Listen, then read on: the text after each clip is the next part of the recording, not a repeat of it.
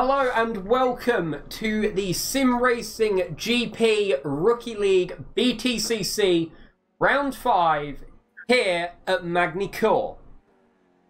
This race will be, as the rest have been, 31 minutes around this quite tight, quite elevation change track here in France. The overtaking zones we'll be looking at really will be all of them where you can outbrake someone. I am joined today by Antot44. Hello. Hello, it's great to be here. So, last race, as people will remember, Antot wasn't with me. He had something else to go and do. I can't remember. I'm sorry about that. We're currently... I was racing somewhere else. We were currently just watching turn 1 as we're still in the practice session before qualifying for another 25 minutes. So, Antot, how do you think this track is going to work with our Btcc cars and drivers? It's going to be an interesting one, I think. It's a good track. I mean, I've been talking to a few of the drivers before a race, and they're really enjoying it, especially Sector 2 of the fast-flowing corners. But I think some of the key points for today to watch are track limit, because there are a few corners, in particular the final chicane, and a couple of corners in the middle sector as well, where drivers need to watch that they keep two wheels on the track at all times to gain that extra bonus point for a race.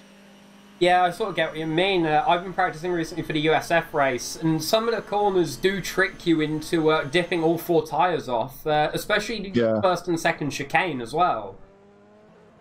Yeah, exactly. Yeah, it's tricky to do, but but drivers just need to be careful that they keep the car within the track limits to get that extra bonus point. Yeah, and at the minute, the championship standings, an extra point, especially towards the top end, can be very important, can't it?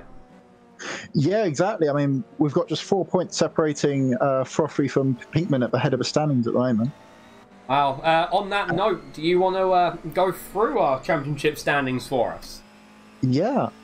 So in first at the moment, we've got Frothy on 90 points, then Pinkman in second on 86, DB911 in third on 85, then PXC in fourth on 83, then Treverick in fifth on 83, then Apiwi in sixth on 79, then Javier Bedendio, I hope I pronounced that right, in seventh on 76, then Simracing-Gp in eighth on 76 as well, and then Exiqui in 9th on 73 points.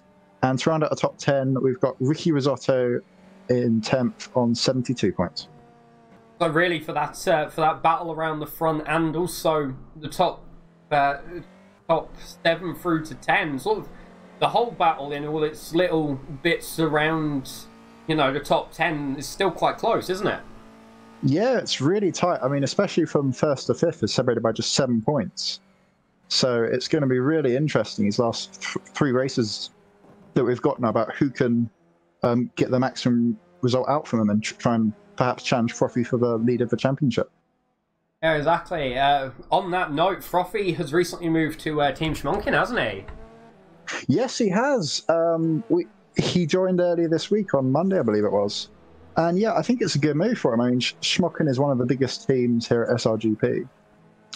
And yeah, I mean, they were looking for another driver for the Btcc, and I think he just fits the team well. He's settled in well, and yeah, I think it's going to work out really well for him.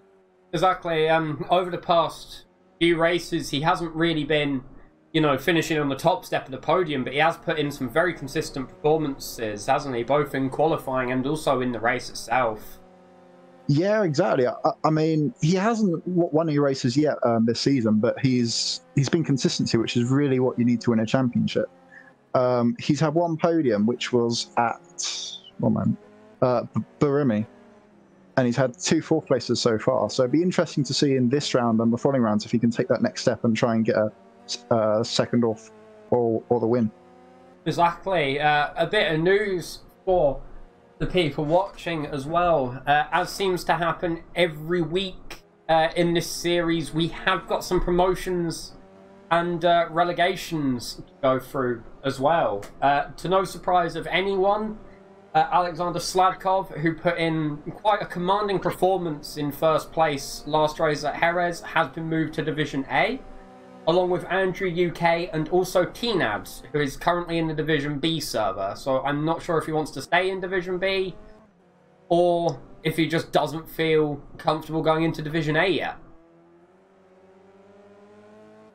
In terms of relegations as well, we only really have one to talk of.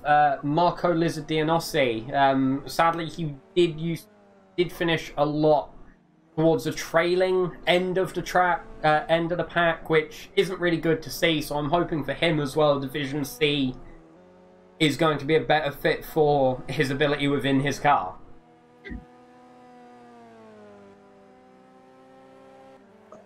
So we are currently 20 minutes around about from the start of qualifying.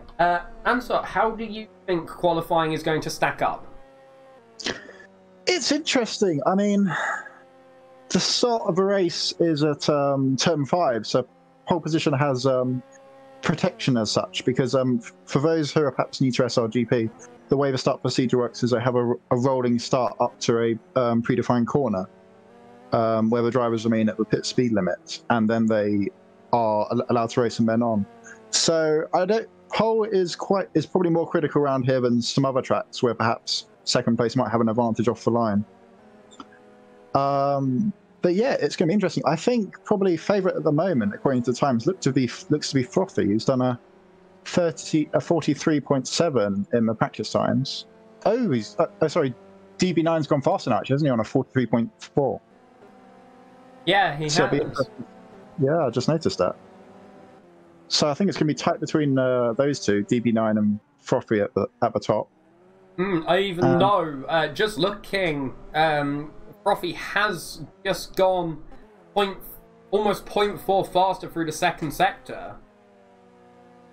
Yeah, that was where he seemed really strong in practice as well. He just seems to have a knack of that second sector. Yeah, exactly. Around this track, though, every sector, as he puts in a 144.2, every sector really has its own advantages and disadvantages to being fast and slow in. Yeah, exactly. I mean, the first sector is all about... it is mainly just a turn 3 at Estoril, which you just have to brake and get the car nicely turned in for, and you want to get on the power as early as possible, which sets it up for this long straight, which we're watching on board with Colin Forth at the moment. So really, for that first sector, you just want to run as low wing as possible to maximise your top speed. And then Sector 2, you really want the downforce in Sector 3 as well, because Sector 2 is mainly high-speed, fast corners, and Sector 3 is a more technical section where it's slow speed, and you really want to try and get your line right through there. Exactly. I think during tonight as well, we're going to see a fair few people trying to make moves into this corner that Frothy is going through now, and also the two chicanes as well. They look like prime places to have a dive if your opponent gets a bit loose. Yeah, perhaps. I mean, it's quite a risky move though, because I think in these cars, it's not far off being flat. I think perhaps they're braking a little bit through there. So it's probably quite a high risk to go through the high-speed corners, I would say. But certainly down into the Sector 3, which Frothy's coming up to now, there's definitely some overtaking moves that drivers could do. Exactly. It's honestly, this track has quite a lot of character for what it is. It's got, you know, the mix of elevation change, got a mix of high and low curbs, and it also has quite a lot of nice overtaking spots. And as we've seen, it has quite a few spots where if you're not careful, you're going to end up on your roof. Yes, there's quite a few high curves around here, and especially the last chicane here. I think it's not out of the question that we could see some drivers get well up on two wheels during racing quali here, because it's really hard to get that line right through the last chicane. Exactly. It's honestly going to be a very, very interesting race. I think with how it looks like the top three in the series are now stacking up, I think it's going to be quite a good one, both up front and both in the mid-pack. Something that, sadly, over the course of the championship thus far, up front hasn't brought around the closest racing as Ricky Rosotto loses. Oof, where that was a bad cut. Yeah. There's a second bit to the chicane there, mate. He'll get in trouble for that if he does that in the race or quali. See, I'm not sure. I think there might be one or two moments where a driver might have to take to it as avoidance. Yeah, I think that's probably going to happen, actually, right, at some point. Because when you're racing wheel to wheel, a lot of the time sometimes you just don't really realise where you are, and your main thought is, let's get past this guy as quick as possible. Yeah, true, exactly. Yeah. I mean, it's a very, very deceptive chicane as well. Once you go in, when you go into it, you think it's wider than it actually is. Yes, especially the first part of a chicane in these cars you can ride, but it's the second part which I think the drivers are finding difficult, because if you use pretty much any part of that, you're in danger of rolling a car, so you have to be really careful there. We've just got to hope that the drivers who do think they can have a go in there either manage to pull it off cleanly or reconsider their opportunities.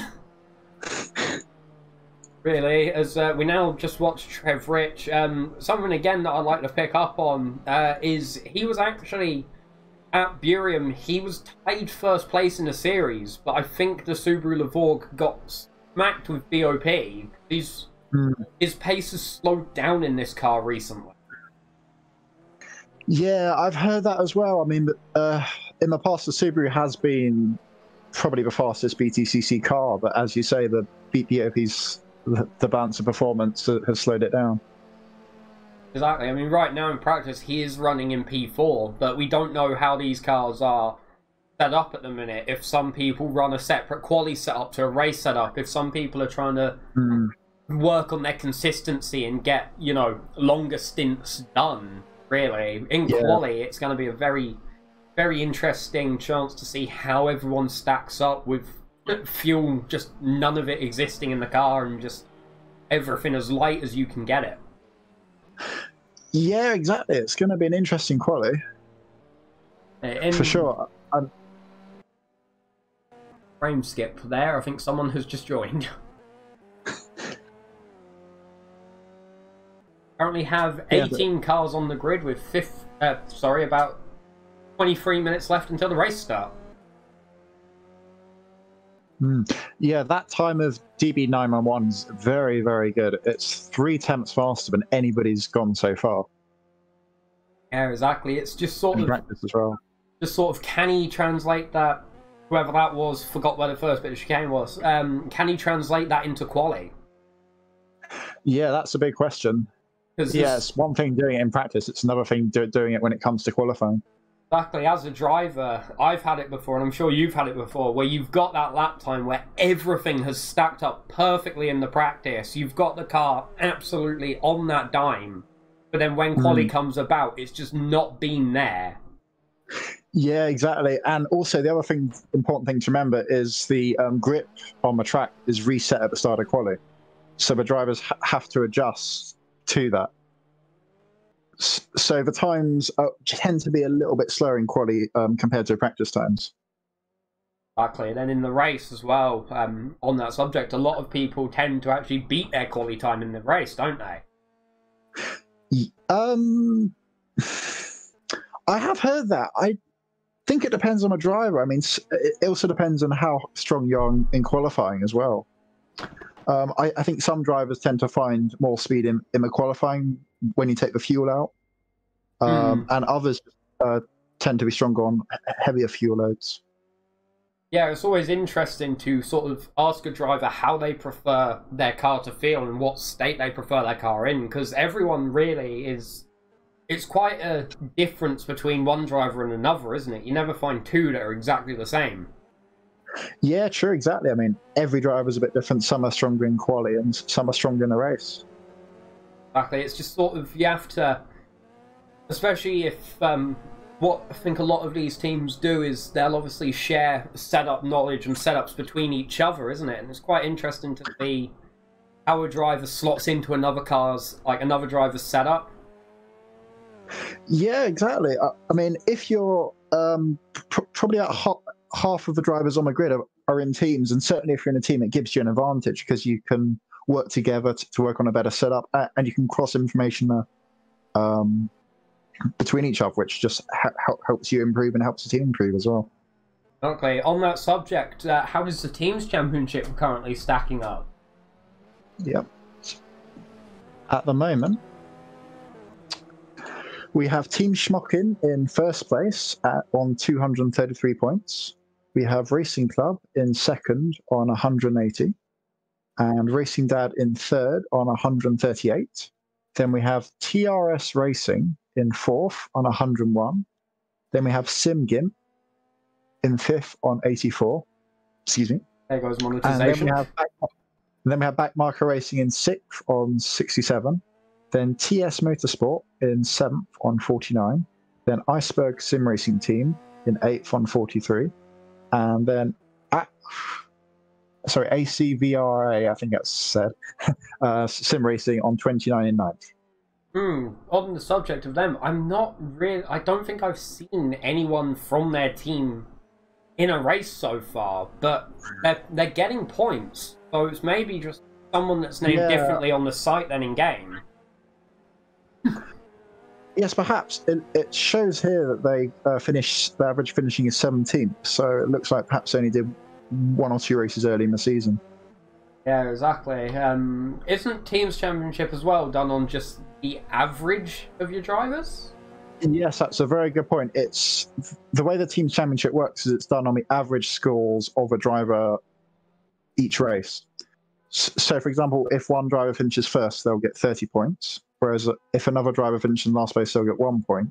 So for the Teams Championship, that means that the team will get 15 points because it's the average scores of the two.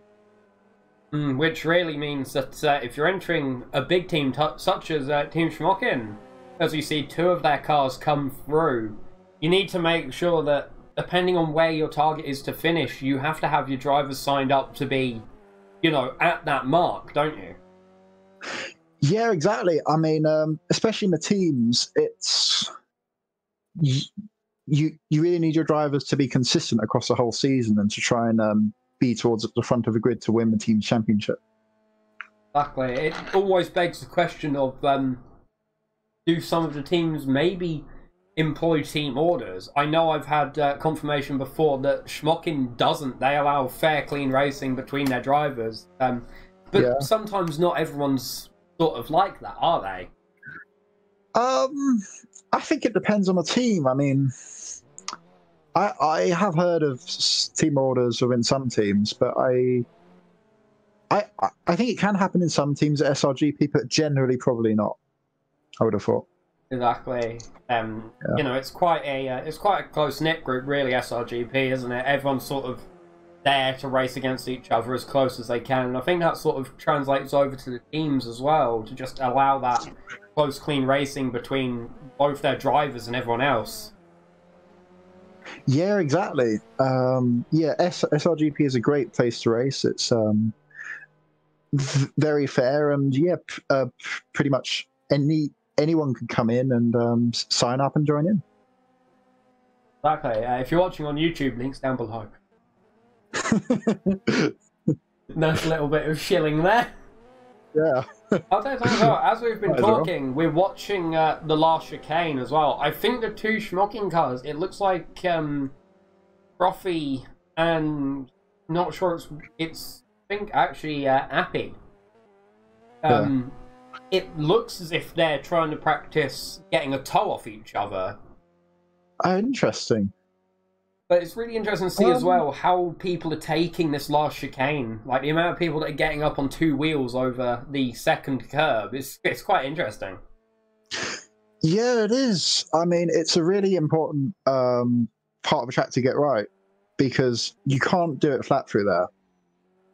And you really want to try and use as much of that second part of the chicane as possible. But the problem is, if you use too much, then you're at risk of rolling a car over. So you have to be quite careful through that. Exactly. And for people who are wondering, I get the camera to work. It's not really a far distance from the chicane and the wall. You're not really too far from it. when I did my first lap through here, I did hit that barrier a couple of times. It is pretty easy to do. Exactly, because if you get all four, well, if you get even the two front wheels over that second curb, sorry, these cars are all front wheel drive, so that's it. You've lost both drive and you've lost steering at the same time. Yeah. There's a chicane there, not all mate. of them are front wheel drive. Most of them are front wheel drive in the grid. Oh, is there some that are rear wheel? Yeah, the Subaru's rear wheel drive. Oh, is and it? the BMW. And the BMW, but I don't think that's in this. I don't think the BMW is race, in here. Have a quick look at the constructor. We can see what has started actually. We've got the Astra, the Mercedes A45, the Lavorg, the MG6 I've only seen one person driving, but I know a few of them are floating about. And the Ford Focus. Okay. Yeah, so Subaru's the only rear-wheel drive car. Maybe that might be a reason why it got smacked by BOP. We're not 100% sure. Yeah. I mean, it's interesting, the rear-wheel drive, because it brings certain disadvantages and advantages, especially in a race. Because generally with the rear-wheel drive, it's easier to manage your tyres. So generally, you'd expect the Subaru to come on stronger towards the end of the race, where front-wheel drive cars will start to struggle. Oh my god! As Racing Dad gets very on two wheels through there. So, for people who are wondering, we'll just quickly go through it again. This is round 5 of 7. Oh no, we're almost at the end. This race will be lasting 31 minutes, or thereabouts. Sometimes, depending on what lap the leader is on, when the timer comes out, it can add another lap. Sometimes it doesn't. It depends. This is a track where I think it's 4.41 kilometers or 2.74 miles. Or I might not have updated it from Jerez. It looks about right.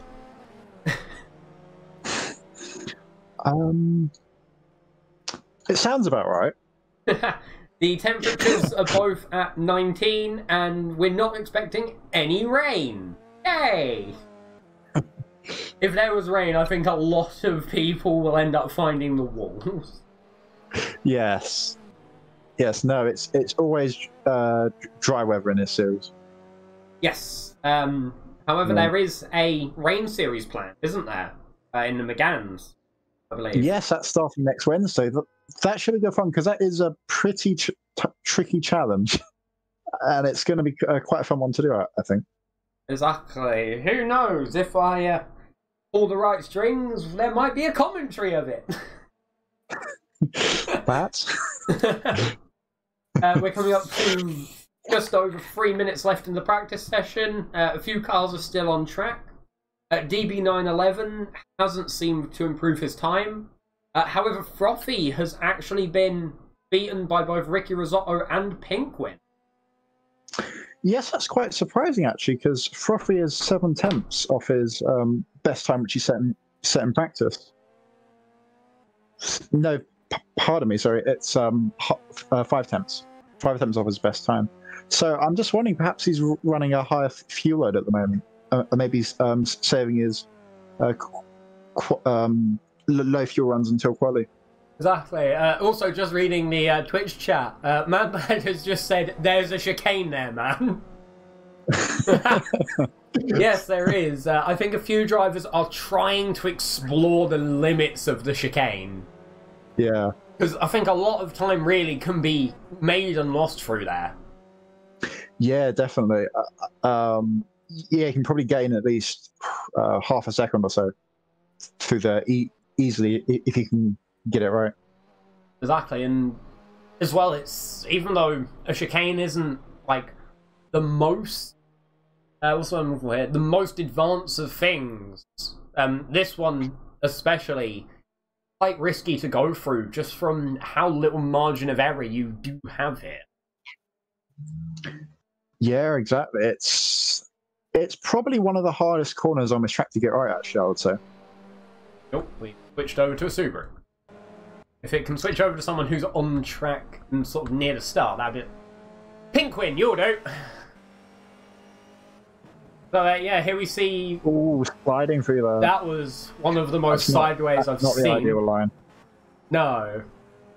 this corner as well, there's actually a few lines you can take into it, isn't there?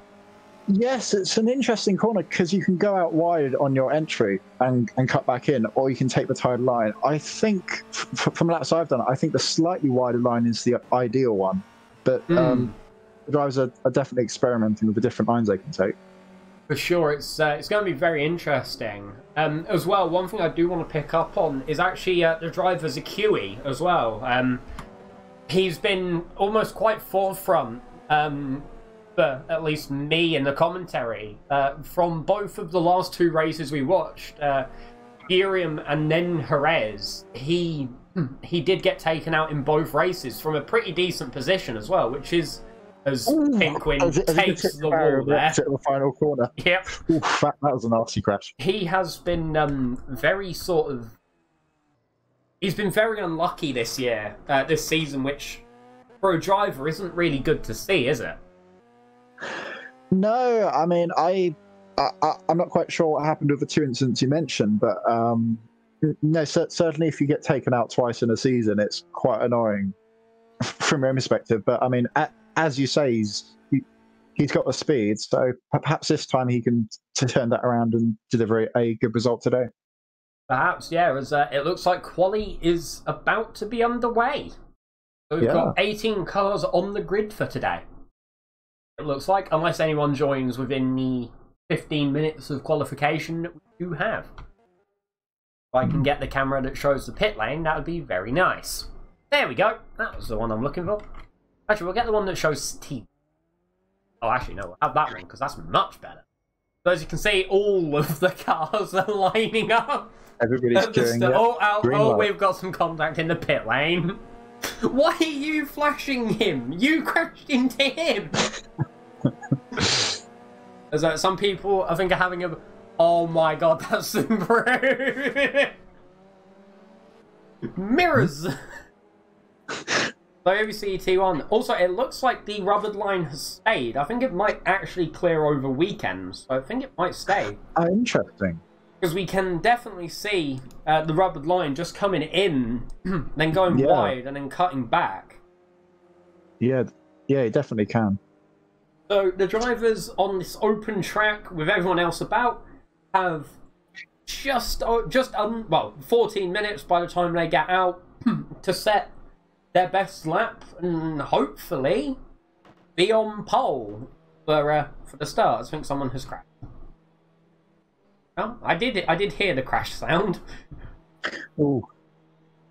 So as we can see there, that was the corner we were just talking about with the multiple lines. That's at T7 or 8. It depends on if you class the chicane as one corner or two. It's classed as T9. Okay, so they're classing the chicane as 3. Got it, Shane. So yeah, you can... Oh, there's yellow in sector 2. Already? Gone off. Now let's jump on board with... Colin Forth by the look of it. Oh dear, that's frothy, that. Ooh. Thankfully, it was only on his outlap, but still not a great start to qualify for frothy. Exactly. He's been, you know, not really a regular appearance on the podium here. I think today he's going to want to both fix that and take his first win as well. Yeah, exactly. Someone takes to the wall. In the practice. Oh, but somebody crashed in the final chicane. Just in front of him. Not sure who that was. Not sure. It was one of the Astras, but, you know, most of the grid is Astras as he gets very sideways through the corner. Looks like that's actually the way he's keeping a lot of speed through there as well. Very tight line on the entry to turn 1 as well. Really using a full width of a track through there. Exactly. His target time, as the overlay reads, is none.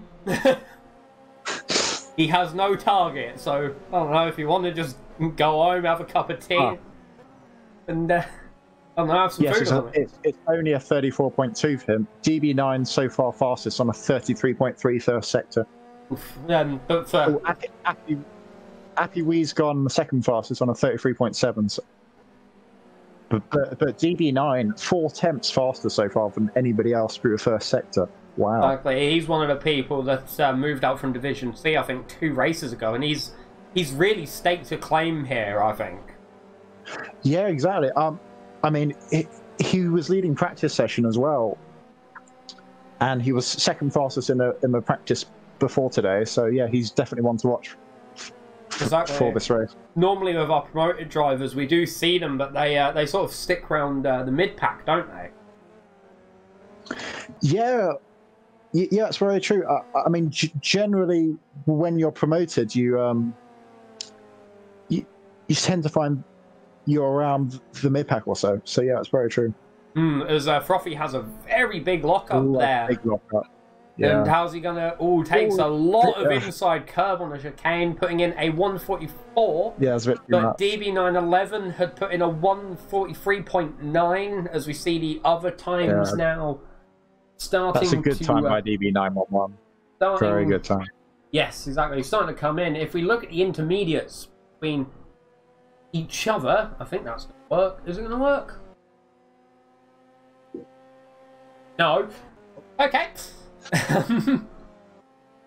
A lot of times are coming in with this guy. Genesis. I've not seen him before in the series. Yeah, same. Yes, perhaps he's a newcomer. Oh, no, sorry. He did come to a race. He attended one race in which he finished 13th. Oh, okay. And now he's running at this minute in provisional second. Yes, just come out of nowhere, and it's a great lap by Genesis to put in P2 at the moment. 3 tenths off DB911. That's actually quite good. How's DB911 doing? He's on another outlap. Is he running enough fuel to literally just give him an outlap and then a lap? Yeah, it's there's different ways you can approach quali. You can either go for one hot lap where your tyres will be at the best, or you can try and go for a second. But the problem is, with a second, your tyres will be more worn, and you'll probably be a few tenths slower.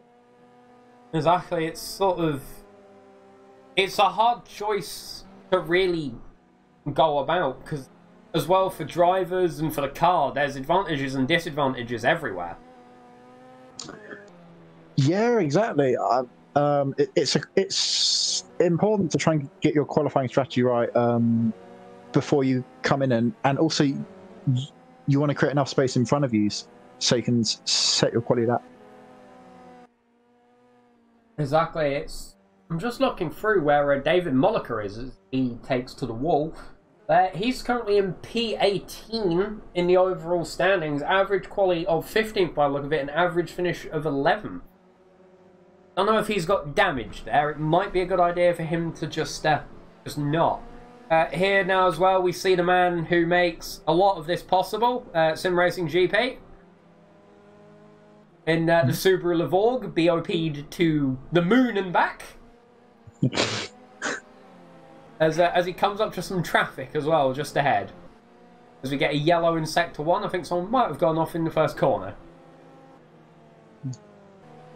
Really though, from the look of this timing screen, provisional where everyone is, it's gonna be very interesting. Because we haven't seen these drivers at race pace either, have we? We've seen mostly quali pace out of them. Yeah, it's very true, exactly. Yeah, I'm just looking through the times now. It's quite close actually, from 5th down to 12th at the moment. Ooh, as Pinkwin, another one of our Btcc promotions, goes P2, only 0.232 off of DB911. So both of these drivers, who I think have come from Div C, I'm pretty sure they weren't in the Burian race in Div B, they are definitely coming in and staking a claim, as SRGP goes fastest through the second sector. Wow. That's definitely something interesting to see, that the Levorg can keep up with DB911's time through the second sector. Yeah, that's interesting. I mean, with the rear-wheel drive, he should have better traction. So you think it'll be really strong in the line. Someone else takes to the wall. Ooh, I think we're going to see that a lot during the race today. Yeah, same. It's a really hard one to get right, that one, and I wouldn't be surprised if we see a few drivers roll it there come the race. Exactly. As well, just an update on the Twitch chat. It seems Colin Forth is a fan favourite, followed by, apparently, currently, he's Colin Forth. Puns! Hey? Sorry? I didn't get that one. Colin Forth is the fan favourite, and he's apparently currently Colin Forth. Yeah. Yeah. Oh, that hurts. Oh, that's good. That hurts. I'm just now going to see if anyone takes to that outside wall on the chicane as that's going to be very touchy there. Yeah, I think he might get in trouble for that one. I think the auto marshal might just delete the time on that one, because it does happen, doesn't it? Yeah, it does. Exactly. As someone goes very wide down at the two corners ago. Yeah, I was just looking at Pinkwin's time, and on that best lap he did, which was 2 tenths off DB911, he set his best first sector, but his sector 2 and sector 3 were slower than his best, so he's still got more to come. Wow, that's so it'd be interesting. That was very fast and loose from Frothy there, as he goes only 1/10 off of DB911. Ooh. Yeah, great lap from Frothy. So DB sent it, followed by Pinkwin, and Forth decided that he would reply with that lap, didn't he? Yeah, we were wondering where Frothy's pace was throughout practice and at the start of quali, but he certainly delivered it with that lap. Exactly. For some drivers as well, they can just sort of sit down of an evening when one of the races is on and just be instantly there in the car. For others, it does take a little while for them to fully relax and sort of get into the swing of things, doesn't it? As I think that might have been Genesix there taking to the wrong way around the chicane. It's quite sad, really, because we have to use RF2 public beta to get all this overlay working, which also means I can't turn the driver tags on. Which makes life great for us commentary team, doesn't it? Yes, it makes it a bit tricky to identify who's who. Also, we can see... Hopefully they'll fix it fairly soon. Hopefully. It's just sort of... I think they're trying to push this new UI as much as they can. Yeah. One thing as well that some people should know is the finish line we are looking at is actually the finish line. Magny has got an F1 start line and finish line set up. Not all the same one, as someone else takes to the wrong way around the chicane. Well, Genesis has just set his personal best first sector, 33.5. It's someone I haven't seen. It seems the race he did do, he hadn't really brought a lot to the table, but it seems like he's working on fixing that, really. Yeah, definitely. He's definitely raised his game here tonight. Which is always, for a driver, it's always something good to see, isn't it? When they, maybe don't have a good start to the season, but then really manage to pull it back. It's always good to see for them. Yeah, exactly. Yeah, very true.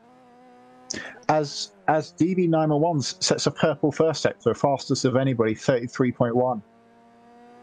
It's honestly a curious question of, is that car and that setup and that driver got more to give? Is he just not showing it at the minute because he doesn't need to? Perhaps. Also, he set that lap quite early on, didn't he? And so the track's going to get faster and faster as the session goes on. Exactly. I'm also seeing, watching this chicane, a lot of people having to abort the second bit of the chicane.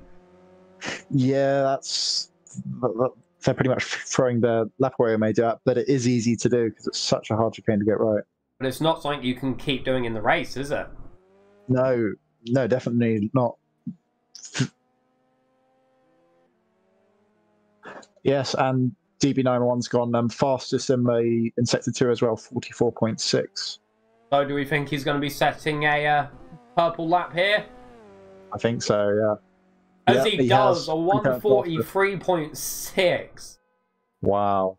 Wow, he's going to be one to watch up front this race, I think. The battle for first place.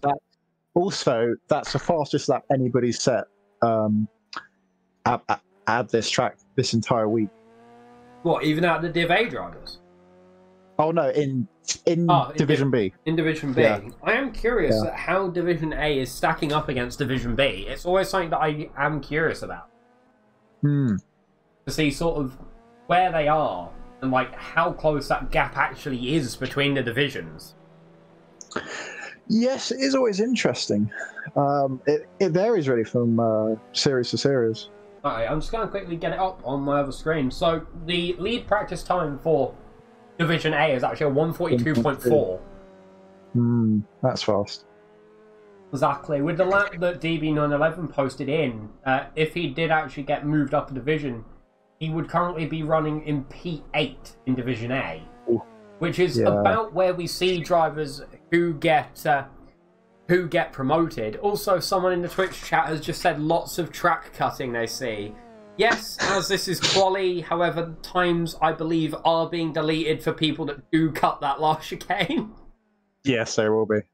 Yeah. Which is obviously something that is quite useful as no one can really get an advantage. But your choice is really if you mess up that chicane, you're either gonna have to cut the second bit and get out of it safe, or visit this nice Vodafone advertisement that we see down in the bottom left of our screen. Yeah, I'm just watching at times at the moment. Colin Forth hasn't had a great first sector on a 33.8. Neither has Pinkwin. So I'm not sure anybody's going to be able to challenge DB911 at the moment because there's only 10 seconds left of quali, so everybody's on my last lap. It's going to be, I think, a very good race to watch. We're going to now switch the auto camera control on as well for when the race starts. So, here we go. We've come to an end of quali. We'll just let the last drivers put in their laps. So we're going to go off of auto control again, just so I can watch the start-finish line once I can get there. Because the game is quite touchy about letting me pick the camera I want. As I'm just sort of very much... I think everyone is going to be finished with their lap by the time I get the camera that I want. This one here. Don't know where we are there. You know what? That's good enough. The only person in the top 10 who looks like they're improving is Ricky Risotto set his personal best first sector. He's in P5 at this current moment in time. So here we go. The last few drivers now coming through the line. We've got, I think, only about 3 or 4 left to come through now. A lot of Astras by the look of it, as Seal Tronen, I believe that is, sets his fastest lap this qualification session, putting him on provisional P8. I think we've got one more car waiting to come through. I think I saw in the background there. I think I saw him in the background there. It might have just been me being a bit blind. Anyone? Huh? Apparently it's just me being blind. Oh. Ricky Risotto has aborted his lap, by the way. Oh, did he? So I think that, everyone's finished, yeah. Okay, so if we set the starting order now, we can... Thanks, R-Factor, for giving me the camera that I wanted. Thanks for that. Absolutely amazing. Amazing job there, lads. The camera I was looking for, it gives me. So, we now get a 5-minute warm-up. This is a good time for the drivers to take a drink, go speak to the big white bowl, or do whatever it is they want to do for the race. Also looks like one driver has dropped out of the race. We're now down to a grid of 17. Oh, no. I can't put my finger on who it is, either. I'm not sure offhand either. We'll see in the starting order if they did stay. So, we will now go through the starting order for today's race. On pole is DB911, followed by Colin Forth. After him, it's Pinkwin and Genesix, and they make up the first 2 rows. In P5 is Ricky Risotto, followed by Trev Rich, then Affydwerth and Seal Tronen in P8. After that, we have SRGP in P9, David Molliker in P10, PXC in P11, and David Hudson in 12th. Now coming up to the final rows, in 13th we have Zakui, then Liege, Gregory Mazak, and Rodolph. And rounding off the grid, we have Joel Rysek. So, Antwa, what do you think who do you think, sorry, your driver to watch out for is going to be? I think DB911 looks favourite at the moment. I mean, that time he set in quali was pretty mighty. Be interesting to see if Colin Forth can challenge him, and maybe Pinkwin as well. But yeah, probably D911's probably the favourite at the moment, I'd say. Exactly. I mean, for Frothy, I hope that, you know, he can put in a good performance and challenge for that lead, because I think for him, and I think he'll feel this as well, it's been a long time coming, really. Yeah, he's had one podium so far this season, a couple of fourths, so I'm sure he would love to get that first win in Division B. Exactly. One thing as a note as well for people watching, at the end of the race, we will be conducting driver interviews for those drivers in the race who do want them. Obviously, it will be down to the drivers if they do want to come and take part in an interview. Entirely up to them, which hopefully, you know, depending on, well, whoever wins, really, I do hope we will hear some words from them. But really, I think the battle for first place, anywhere within the top 6 has a chance. Because we've always seen in this series that anything really can happen. You know, people do make mistakes in races. Sometimes racing incidents do occur. It's part and parcel of racing, really, isn't it? Yes. One also perhaps to watch out for is Trev Rick, who traditionally has had a weaker qualifying than a race. So yeah, I think perhaps he could well be in the top 5 by the end of the race, because throughout the season so far he's gained at least 5 positions from his qualifying to the race. Exactly. It's always interesting to see where drivers perform the best, because you have some drivers who just sort of average out over the weekend, both quali and race.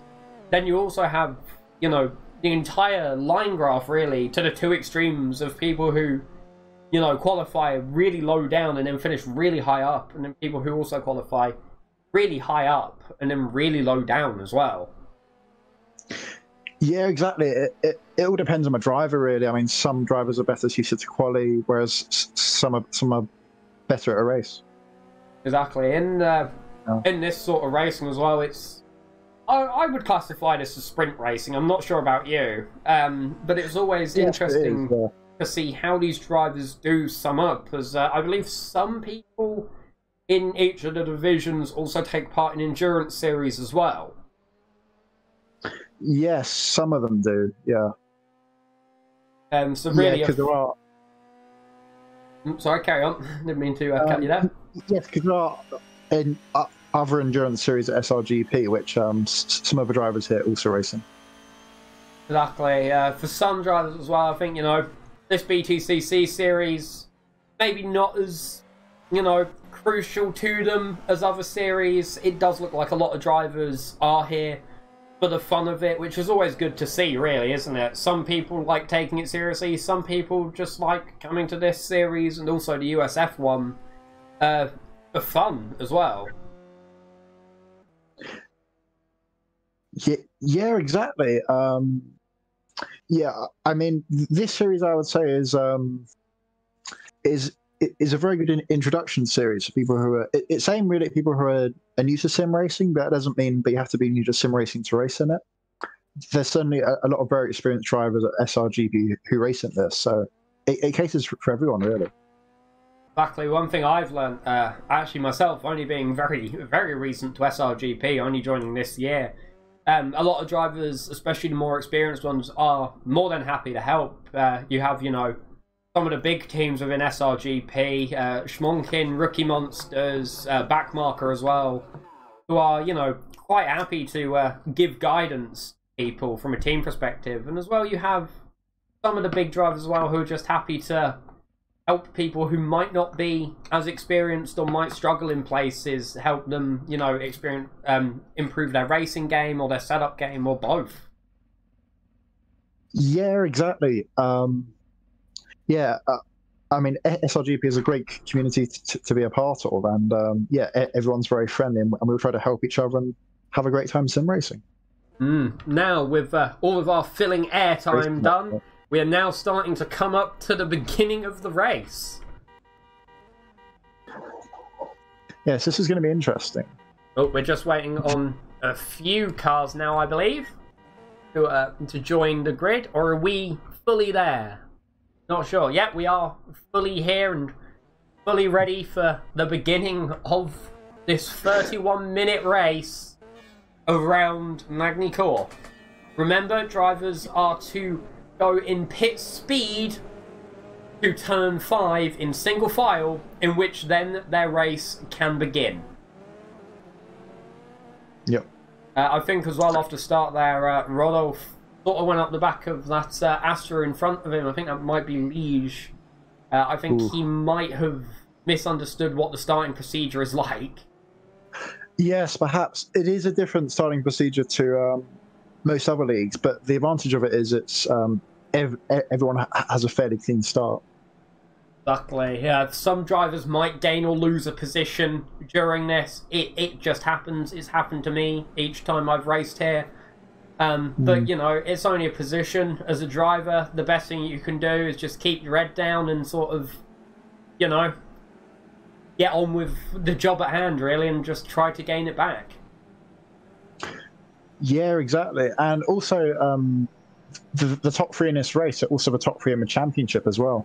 Well, that's going to be very interesting to see how that goes. I'm not sure if RF2 TV is going to let us watch that battle unfold as much as we might hope. We're entirely beholden to the plug-in itself. As now we see the drivers entering turn 5, the end of the grid coming through as the race now looks to be underway for everybody. Just going to make sure I have auto control on, because otherwise we're going to be watching SRGP for the entire race. Oh, here we go. Colin 4th. This is the battle for first place unfolding here, as he is on the back of DB911 with Pinkwin just behind. Yep, he's got a 4-point lead over Pinkwin in the championship and a 5-point lead over DB911. So really, Colin wants to beat both of them to maintain his championship lead. Exactly. It's something that, you know, each of these drivers sort of everywhere is going to be thinking of, is how to best advance in the championship. Both sadly and happily for Frothy, he is in first, which means I think his job is going to be a lot harder with these two promotions, you know, sort of biting at his heels to get P1 in the championship. The pressure is there. Yeah, exactly. Yeah, that's very true. I mean, just to remind everybody, the way the points work at SRGP is it goes in 1-point increments. So you get 30 points to a win, and then it goes 29, 28 down to however many drivers in a race. So Colin effectively can afford to, if Colin finished 5th today and DB9 won, then they would both be equal on points. So he could afford to finish 2nd, but ideally he doesn't want to. Exactly. For him, he'll want to be, you know, trying to extend that gap as much as possible, because I think both of these drivers, Pinkwin and DB911, have both shown that they have the pace to really be good contenders for him for this title. I think that's going to just keep mounting to the pressure, really, isn't it? Yeah, exactly. It's going to be interesting who comes out on top today, because that's going to give them an advantage going into a final 2 rounds, and a psychological advantage as well, and to build up their confidence. Exactly. The one thing you don't want to see when you're in a close championship battle is the back of one of your rivals' cars. It's honestly not a great feeling, because you have to just sort of then get in the mindset of, you know, we're only 3 races now from the end. That's also including this race.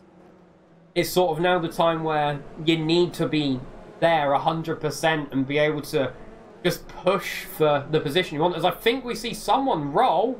Oh, I don't think we had a roll. It looked like that was Zakui again. Again. Oh, no. A bad mistake from him. Oh, it's a shame for him, because he was looking for a good result today, wasn't he? after those two poor results in his previous rounds. As we see Liege take... Is that Colin fourth sideways? It is! Oh my word. He's dropped down now to P13. Disaster for him. Oh my god, he's now got both the drivers on the back as Liege... Was that PXE going off? It is Colin fourth again, sideways. A big crash into turn 1, 4 cars involved. Oh, that's going to be... Disaster there. That's going to be devastating for our current championship leader. Yeah. He's now just got to think to himself, come on, Colin, get your head down, get back in this. He has the pace. He now just needs to bank on it and hope that he hasn't got much damage and just get himself back up the positions. Yeah, that's a question mark, is how much damage does he have? Because that looked like a pretty hefty impact. Oh, honestly, that's... For a driver, that's probably one of the worst things to happen. Early stages of the race, at least, is a silver lining. There is, you know, 25 minutes for him to get back at it. So could it be possible that we will see a championship lead change this race? Yes, it's quite possible, because at the moment, I believe it would be DB9 and Pinkham will both be tied on points. Exactly. Here's Trev Rich in P5 in the Subaru Levorg. I think the highest placed Levorg on the grid at the minute, isn't he? Yes, he is, because the other two are in, I think, a Mercedes and an Astra, respectively. And I can see the final two cars. We can see them get very much 2 wheels up there on the last chicane. The best lap time comes in from David Molliker, a 146.2. Interesting. Could it be that DB911 was banking everything on his quali lap to get him, you know, that position high up? He's only... The gap as well between him and Pinkwim is going from half a second up to 2 seconds. Yeah, it's closer front. Wow, it's going to be very interesting. Ricky Risotto as well, up to third now, challenging Pinkham. Exactly. Well, here is Ricky Risotto on the back of Pinkwin there. I think that's actually the battle between... really, it looks like everybody up to P7 or P8 are involved in this in one way or another. Yeah. I don't know where DB911's gone. He's disappeared. As now is that Genesix there battling on the back of Ricky Risotto as they head up into the uphill chicane. Oh, don't have a look into there, Genesix, mate. It might be trouble as he does back out. He does back out, but he takes all three drivers, Pinkwim, Genesix, and Ricky Risotto, all taking 4 wheels off of the track there. So that might be the extra point for track limits. Yeah, they're going to have to be careful. Disappearing. Regularly. Because we've got a yellow flag in Sector 2. It looks like Liege has dropped down a few positions. I don't know if he's had trouble. And now we see them all bumping over the curb again. Some people going wider than others out there. The best lap time there for Appledworth at 146.1. That's interesting, isn't it? Because we're seeing the best times from about 6th or 7th. Yeah, exactly. Do they have draft, or is it just the fact that DB911 has got a slower but safer setup for the race? It could be that. Yeah, it's probably that, because you don't get that much draft in these cars, so it wouldn't gain them that much time. Exactly. As a friend of mine said when I showed him these cars, they look about as aerodynamic as a brick with a bit of paper stuck to it. That's a pretty good description. Oh, was that Appledworth there looking down the inside of Trev Ridge? Yeah, some schmocking battling going on there. Here's Pinkwin. We just got to see the back of DB911's car there as he exited the chicane. He'll be there somewhere. I can hear the engine, but I can't see him. There he is. We found him, boys. Oh, as Appledworth has made the move on Trev Rich. We didn't get to that, however. Oh, Ricky Risotto again with Genesix behind. I think now Appledworth has the clean air. He's now going to be powering up to this battle. He has been a very good contender at the front as Pinkwin goes wide and into the gravel. Oh no. Appy's showing really good pace at the moment. Please. Remember, you can follow me on my hashtags at that, and also the website for the entire community here at Simracing-Gp.net. There's a huge train ganging up behind Pinkwin from 2nd down to 7th at the moment. It really is, as SRGP puts in the first 145 of the session. Wow. 145.7. Oh, as results. Oh, there's a crash ahead. Pinkwin and Genesix off at T. Is that T3? Yes, T3. Oh no, that's let Risotto and Appydwerf onto the podium. As now it looks like Pinkwin is going to have to defend from the cars behind as well. Here we go, multiple too wide into the hairpin. Someone locks up. Pinkwin there losing 1 position. Has he lost 2? Oh, it looks like he's held on to P5. Oh, somebody spun behind Appy. Oh, is there? This Pinkwin! Yeah. He's off! Oh no! He's dropping down positions. Oh, what an awful start to the lap for him. That's 2 drivers on what, P1 and P3 in our Drivers' Championship. Dropped down to the back end of the grid. Wow, drama in the early stages here. Oh no, that's let DB911 run away, as he's now got, you know, around a 5-second lead to first place. Wow. As we've got 20 minutes of racing remaining. It's been a very intense first part of the race. I hope it gets better from here for every driver. So Colin Forth is steadily been climbing up. He's climbed up to 10th now, so the damage on his car doesn't seem to be too bad. Oh dear, Pinkwin has retired. Oh no. He's retired, our first retiree of the race, as SRGP is now looking on the back of Genesix in that Subaru Levorg. Oh no, that's going to be awful for him, because there's not many races left. And this means now he's going to score a big fat 0. That's going to be disastrous for his championship. He's going to need a couple of really good races to have any chance of taking a title this season. Well, after this, there is only a couple of races. Yeah. With our season ending in Patras, doesn't it? Yeah, that could well be the end of a championship for him. Exactly. What is our next race, actually? I'll quickly have a look at this to see when we are next on. So our next race is at Poznan, as SRGP goes very deep there. It's 2 wide behind as well. We did say before we started that would be the overtaking point, and it's not disappointing, is it? No, plenty of drivers are making moves down there. Downer. Yes, let's call this corner Sandra. As you see Joel Rice there go against Gregory Mazak, but he hasn't got the overlap that he could have wanted, as Mazak there very much looking into the inside around the chicane, backs out a bit as he sees Reislich turn in a bit earlier than before, but he locks up. This is going to open the door for Mazak, and there he is. Yeah, easy pass. There he is.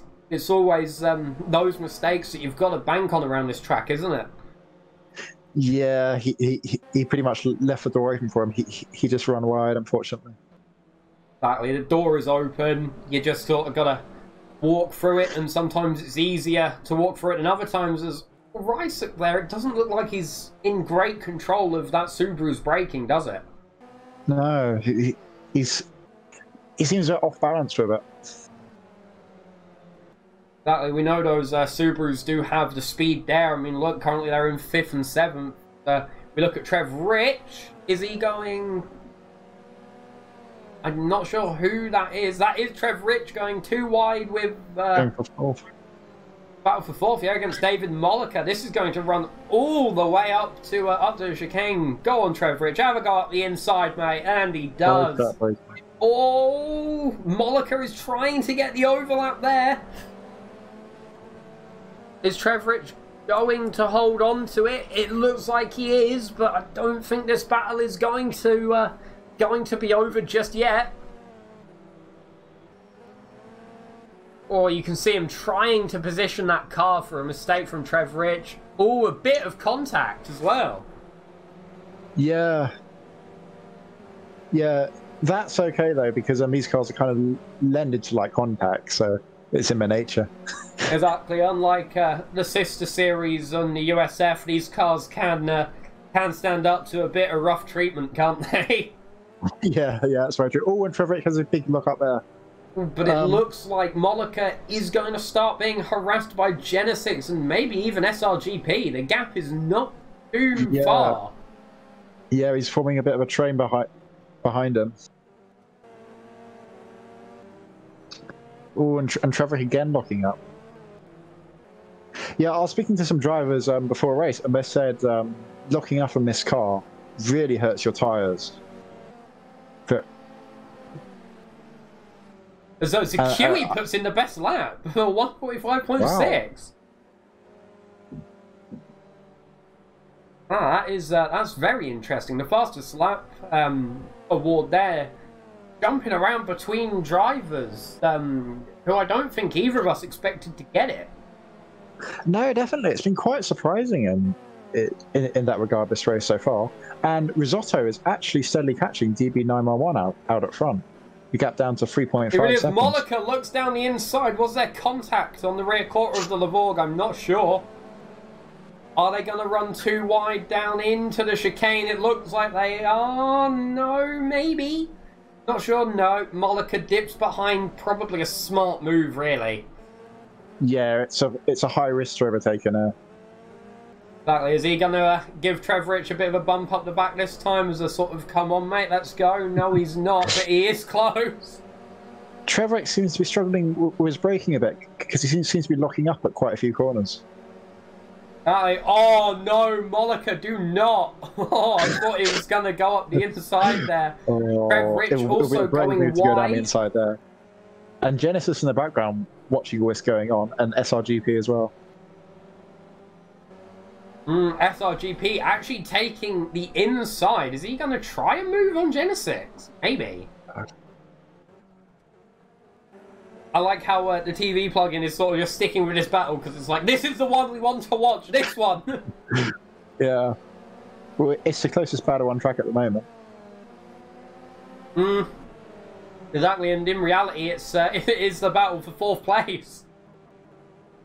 Yeah.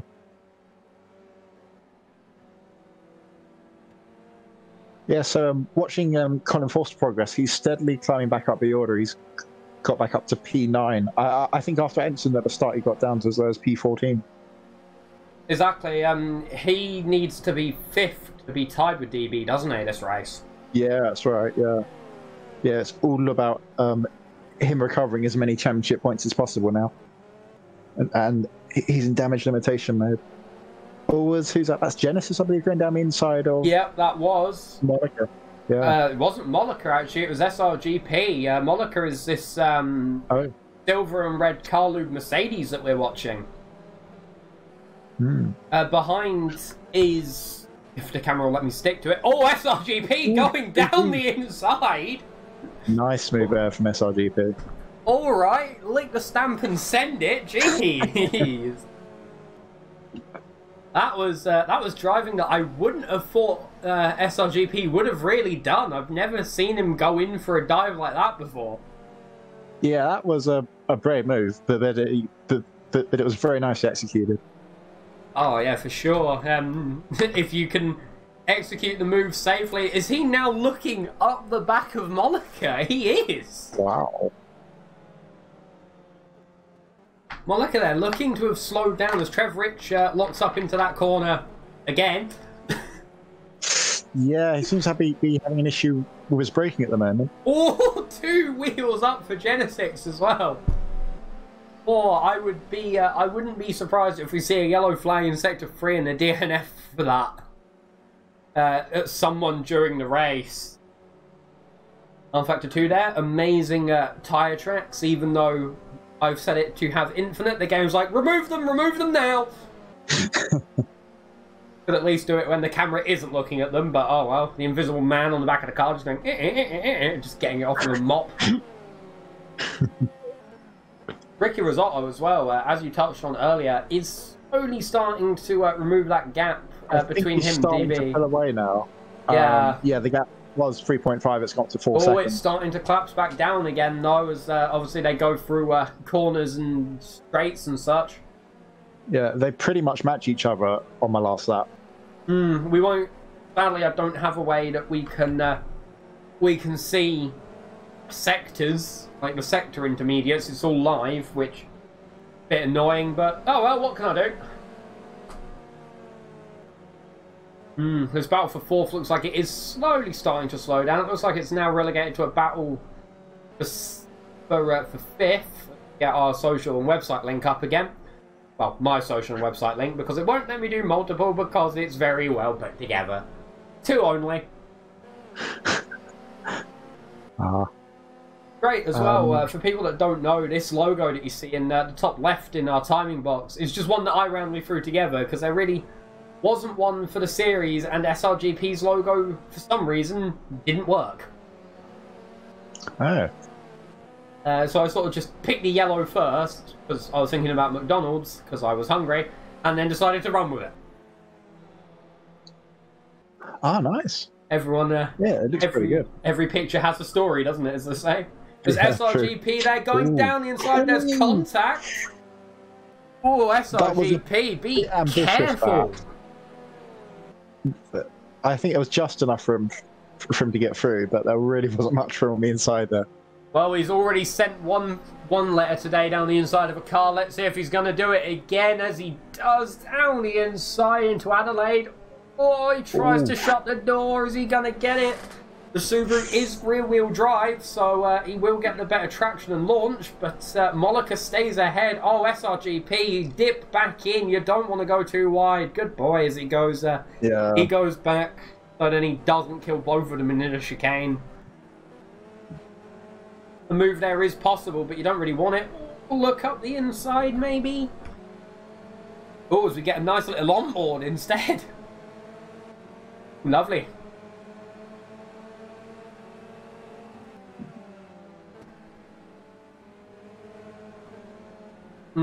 Ricky Risotto as well. Got that gap now to 3 seconds. As SRGP has a look down the inside. Is Mollica going to get the cutback? He is. What a bit of racecraft there from Mollica. Ricky Risotto is 4 temps quicker on that last lap. Wow, so he is actually starting to, you know, push, isn't he? Yeah. Be interesting if he can catch him, because there's only 9 minutes left of this race. Yep, 9 minutes left. He is bringing that gap up. Like, he's bringing that gap down, sorry. But is he going to have enough time to be on the top step of this race? That's a question. I'm not sure. I can't say for definite. As we get a yellow in Sector 1, has someone gone off? I'm not sure. Seal Tronen's dropped a position. Looks like it's just a very small issue. SRGP again. Is he going to have another go into Adelaide? This will be what, the 3rd lap they've battled now, or the 2nd? Yeah. These two have been having a great battle today. Here we go up the inside. He defends the outside better. Opens up the door to Genesix as well. Here we go. SRGP opening the door there for Genesix. But he doesn't bank on the opportunity yet. Yeah, and that's given Kurt Genesis on his tail as well. Yeah, this is going to be now a case of Mollica is going to want to speed up and get to SRGP, and Genesis is going to want to, you know, speed up and get to the back of Mollica while they're battling. The top 3 as well, for people who are wondering, is DB911, who hasn't gained or lost any positions. This is actually something that I can show on the timing screen. DB911, who has gained no positions. Ricky Risotto, who has gained 3 off of his start. Affydworth, who has gained 4. Trev Rich, who has gained 2. SRGP and David Mollica in 5th and 6th, who have both gained 4. And Genesix, who has actually lost 3. And Zakui, being our highest climber of today's race so far, who has gained 5. Yeah, looking at the timings at the moment, it actually seems to be Trev and Appy who is... apart from that last lap, it was Trev and Appy who seem to be setting a pace, especially Trev. He's almost right on the back of Appy now. It's going to be interesting battle for third. Exactly. It seems it seems both of these drivers sort of come alive in the late middle to closing stages of the race, which really is a double-edged sword. Yeah, I think it's because they're both in a Subaru, which, as we were talking about earlier, I don't with think the rear-wheel Appy's in a drive, it gives you Subaru. that advantage for managing your tyres. No, Appy's not. Appy's in a Astra. Oh, is he? Oh, okay. So that explains Trev's pace, perhaps, at the end.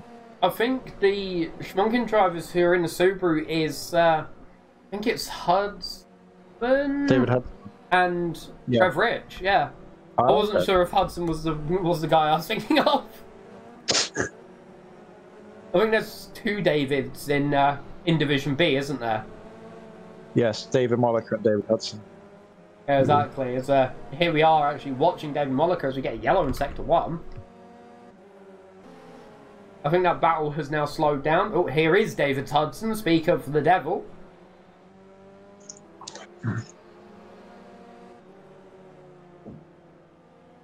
Oh, Genesis again, only half a second really off the back. Here's Colin fourth, P9. Yeah, that's probably where Colin's going to finish now, because he's 4 seconds down the road from Execree, so... It's not been a great race for him, and I think it's probably going to be one that, once he crosses that line, he's just going to want to forget, isn't he? Yeah, it's a shame for him, because he's lost the championship lead. He'll be about 4 points behind DB911 now, but with 2 rounds to go, he can still claw it back. Exactly. Ricky Risotto has got that gap now to anywhere between, I think it was 1.7 I saw, and then between sort of 2.1. As someone goes off the track behind. I think that was Genesis going wide. Yeah, I'm wondering if DB911's tyres are starting to go off, because he's been setting low to mid 47s these past few laps, whereas the drivers behind him have been doing mid to high 46s. And no, Ricky was also that last lap 1 second faster. Wow. So he's been managing his tyres very, very well. So Ricky was also could well still win this race, actually. Yeah, exactly.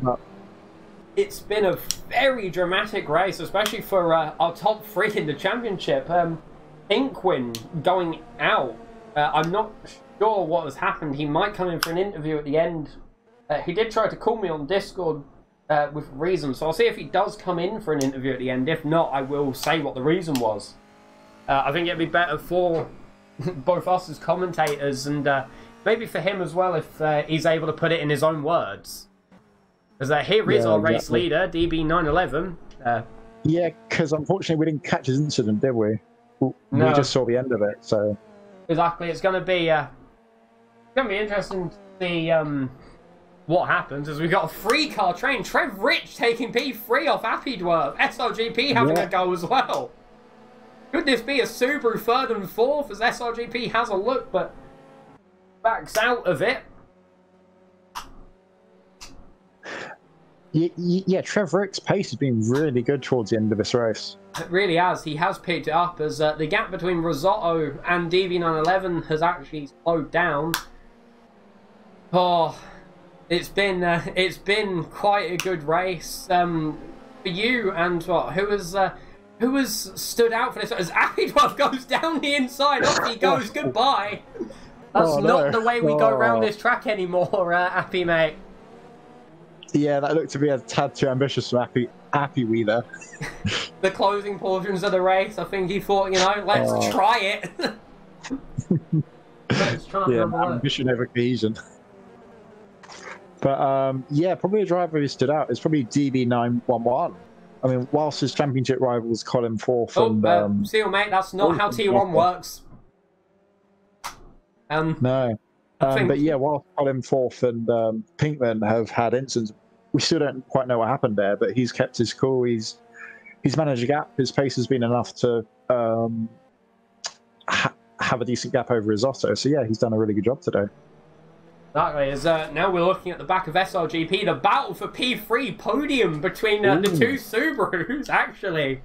He's right on the bumper of Trev Rich, isn't he? Yeah, this is going to get interesting. Here we go. Is he going to try to cut back? He knows Trev. Oh, there he goes. Round the inside. Amazing cutback there from him. Yeah, Trev just got out wide there. Oh, as Genesis goes 2 wheels up as well in the background. Second time this race. He is playing with fire in that last chicane, isn't he? Yeah, he is. Yeah, we're talking about it before a race. It's a really hard corner to get right. And the drivers are exploring the limits there. One thing I would like to remind viewers as well is that we will be doing interviews at the end of the race. I don't really have a screen set for interviews because we sort of just decided tonight to trial it. So, sorry, if it's a success, I will actually make a stream screen for it. As SRGP locks up, is Trev Rich going to bank on that? No, he's not. Yeah, Trev Rich, I think, got his line tack corner wrong, which is a shame because otherwise I think we probably would have been on back of SRGP. Exactly, we're in the last minute now. Depending on the lap that DB911 is on, by the time the countdown finishes, we might have one more lap left. Where is he? Here he is. He's actually lapped one of the Subarus. Yeah. He's on the yellow wall tyres. Not sure what those are in touring car, because there are also purple wall. I'm not 100% sure. I don't think it's like F1. It might be. I don't know. I don't race Btcc. So the main battle on track at the moment is Apiwi, Genesis, and Moleka for 5th, 6th, and 7th. Just about a second separating. Exactly. It also looks like we're going to be getting one final lap out of this race here, in which me and Antwop will then switch to the channel in SRGP, where we will start conducting interviews on drivers who are there. There's 0 minutes remaining. Has the race finished yet? No, it's not. Final lap. Here we go. All to play for, really, in this top 4 battle, isn't it? Yeah, it's going to be interesting. It's just 1.4 seconds separating these three. Can anyone take a position on my last lap? What's he in sector 1? Oh, who's that? That's Rysuk that's gone off. He's been being lapped, actually. Here we go, the extended battle menu. The first time I've properly got to use this during a stream. Hooray, new technology. Shush, I'm excited about new technology. That's good. I had to learn how to use JSON files and config files to get all this working. Nice. No, it looks really good. So now what we are going to do is how far up. That's DB911. Here he is. Looks like he's going to be comfortably in the race lead, but Ricky Risotto only really within viewing distance of him, but I don't think he is going to be able to bank on that. Yeah, it's been the same gap for the last few laps. There is the camera that I want.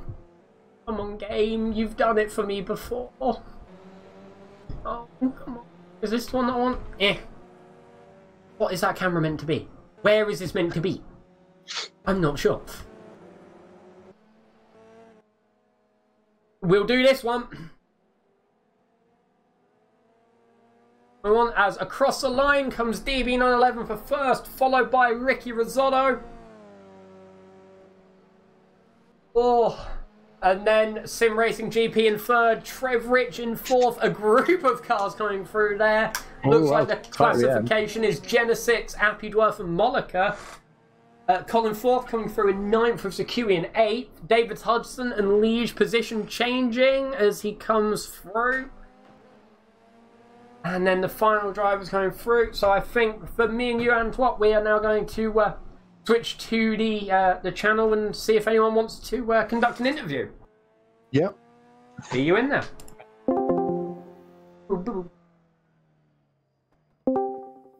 Hello again.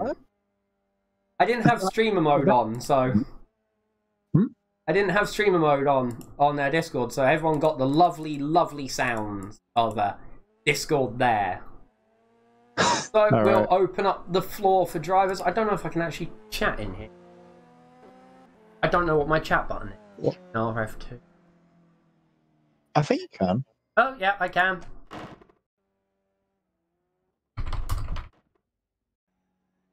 Yeah, that was an exciting race. Yeah, pretty dramatic with both the 2 of the 3 championship contenders having incidents. Exactly. It's been a very, very good race today. Drivers that do want an interview, we will stay here for a little bit. See how. See if people do want to come in.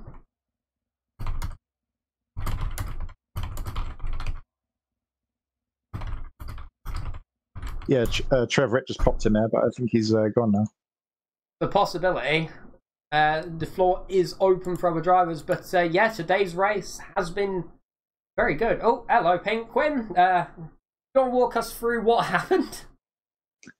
All right, so I was watching the stream at the same time, so I had some double sound, but I think now everything's okay. Can I hear you guys? Yeah, we can hear you. Yeah, we can hear you, right? Perfect. Yeah, so what happened? It was real stupid. I used this setup with braking pedals, and I used this squash ball behind my braking pedal to give this some more resistance. So I get a better feeling at braking, and somehow it just went loose during after 5 minutes of racing. So and I lost all feeling in my braking pedal, and it just made it impossible. Oh, that's unlucky. So yeah, that was really unlucky. I called my roommate while I was racing to see if he could put that squash ball back behind my braking pedal, and he actually managed to do that. So that's why maybe you saw me going all around the track, because actually he had to get around my back and place it. And well, yeah, it was disastrous. And then he placed it back, but then I couldn't fully press my braking pedal like fully anymore. So I could only do like 70% braking. So I couldn't get the corners anymore. So race was over. So one question I do have for you, Penguin mate. What do you think your chances are now at winning the championship? Is it now just going to be a case of need to get my head down and just put in the last 2 races as best I can, or do you think it's going to be relegated to one of the smaller trophies this year? Yeah, this is my first season. I'm really taking seriously. I was second. I'm not sure how much places I'm gonna go down after this. Well, I have to see how many points. Well, I'll get 0 points, so it's gonna be gets real tough. I'm gonna lose so many places. Well, I'm gonna go just head down and just go as fast as I can. I think I had a good chance this race to end at least in top 3. Sadly, well, it wasn't the case. Yeah, I do think I have I have chance to come back to the top in those last 2 races. Always good to it's always good to hear, optimism, isn't it? Do you have any questions for him, Antwop, mate? No, I think you answered my question really as to the incident which happened and the championship. I mean, Pinkham, yeah, you certainly had good pace today. So, looking forward to next season. You think you're coming back to going for a title again? Definitely. I'm not sure what cars we'll be driving next season, because it's different every time. But I'll definitely be back, and well, looking forward to whatever it is going to be and adapt to it. Oh, good. Yeah. Okay. And I just want to apologize as well to Colin Forth. I'm not sure what happened, but we crashed early in the race, and I'm not sure whose fault it was. I'm not sure. Maybe if you recall this incident. We might have caught the end of it. We saw Colin Forth having troubles, but we didn't see the start of it. Okay, yeah, because we went too wide into that last chicane. Well, that's impossible. So I'm not really sure whose fault it was. I have to look it back. I was wondering if you had any sight on it and any opinions. Well, I don't think we caught the incident, did we? Yeah. And sadly, our camera wasn't watching it, which always seems to be the case. Yeah, sadly, the stream missed it. Okay. Well, I want to say I love the stream. I sent it to my brother. My brother was watching. He loves this as well. So keep it up. Do you want to give a shout out to your brother while you're here? I think he's not listening anymore. I think he tuned out somewhere in the race as I was out of it. Well, Penguin mate, I hope that you know, your next 2 races you can put in those performances and, you know, finish quite high up the standings this year. Who knows? You might even have a chance at the victory, depending on how the others perform. Yes, well, Yeah, definitely. I'm just gonna give my best and see where I end. Exactly. Yeah, Next best of luck for the rest of the season. Next season All as right. well, you can come back and, you know, learn from what this season has been, and, you know, get your head down and challenge, you know, from race 1 all the way through to the end. Yeah, most definitely. I mean, I'm still rookie, and still a lot to learn. So we'll see how it goes. Well, thank you for coming and speaking to us, Penguin. Hope to see you at the next race. Yes, definitely. Thank you. Have a good evening. You too. Goodbye, mate.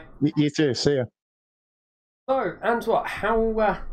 If we want to just go through the last classification, which I will quickly do.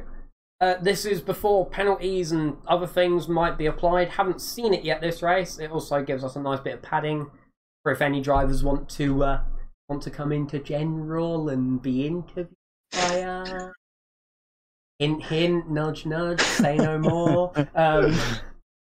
So in first, obviously, as we had sort of expected, even though really this race for a lot of curveballs was DB911 for TRS Racing. That's who races for TRS Racing.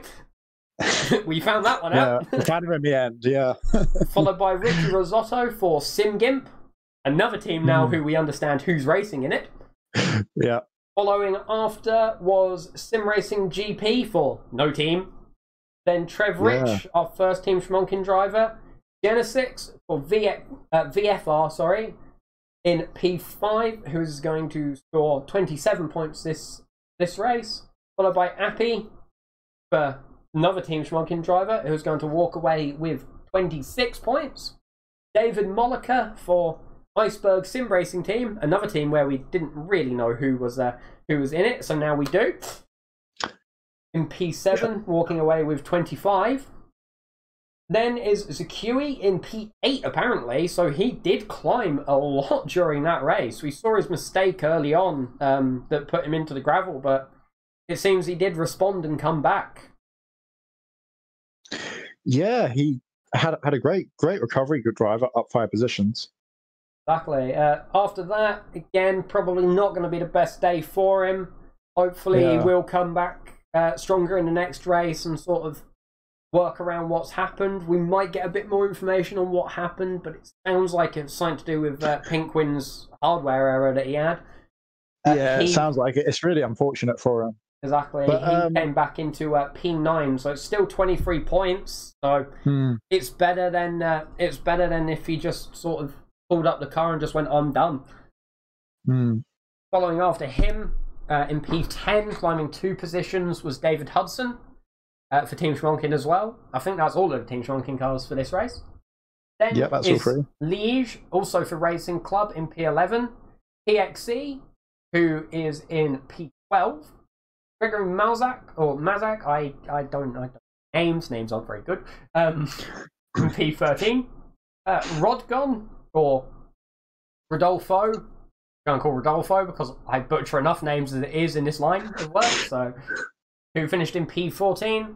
Seal Tronen, who sadly dropped 7 positions in P15, and Joel Rysek, who finished 16th, walking away with apparently 0 points. Pinkwin as well, apparently finishing in 17th, is walking away with 16. Yeah, I think there's a bug there somewhere. I think there might be. Yeah. If I just... Yep, go on, mate.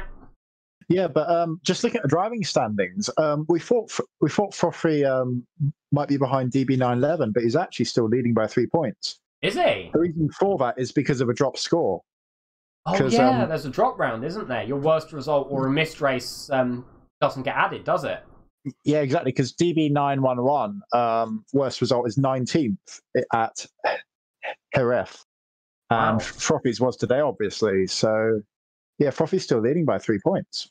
Wow, that's definitely going to add a bit of spice into the last 2 races. Trev Rich as well, only really 5 points behind DB911 and 8 points behind Frothy. I think if he, gets the time and the practice in, I think he could even be a contender. Yeah, definitely. I mean, there's 2 rounds to go now, so if he can string together a couple of good results in these last 2 rounds, he will definitely be in the hunt for a title. One thing I want to put up on as well, P4 and 5, which is Appiwi and Simracing-Gp respectively, are tied with Btcc in P6 behind with only 1 point difference. Ooh, Then yeah, that's Penguin, if it is a bug, I'm not sure. It might be his drop point, I'm not sure, who is actually apparently in P7 with 102, with Ricky Risotto in P8, coming away now with 102 points as well. Going to be very spicy into the last 2 races, isn't it? Yeah, it's tight for that 4th place, isn't it? Oh, it's going to be it's going to be very interesting to see. I think maybe we could even see, you know, some heartbreaking celebrations at Patras for the last race of the season, which is in, I think it's 4 weeks' time, isn't it? Because we've got it's 4 weeks. One more at Poznan, which is on the 22nd of this month. And I don't know about you, but I'm quite excited for it. Yeah, it's going to be exciting, isn't it? Because out at front, it seems to be now between Frothy and DB911 for main title, and Trev Rick also has an outside chance as well, I would say. Exactly. I think a lot of drivers really depending on, obviously, the performance of themselves and those around them. I think maybe we could even see an unexpected finish. Yeah, I mean, today was pretty dramatic, wasn't it? Who could have predicted an SRGP podium? SRGP podium in his own series. Yeah, FIA conspiracies. Anyway, it's coming up to about 9:45. I think we're going to call it here for the night. So thank you for Antwop for joining me. Thank you for everyone who has joined the stream from the start or the middle or towards the end, who has stayed with us for however long. And also thank you as well goes out to all of the drivers and SRGP for arranging this series. Remember, without the community here, we wouldn't really be here tonight commentating what I believe has been a very, very eventful BTCC race. So thank you to everyone from me and Antwop. Goodbye. Thank you. Goodbye.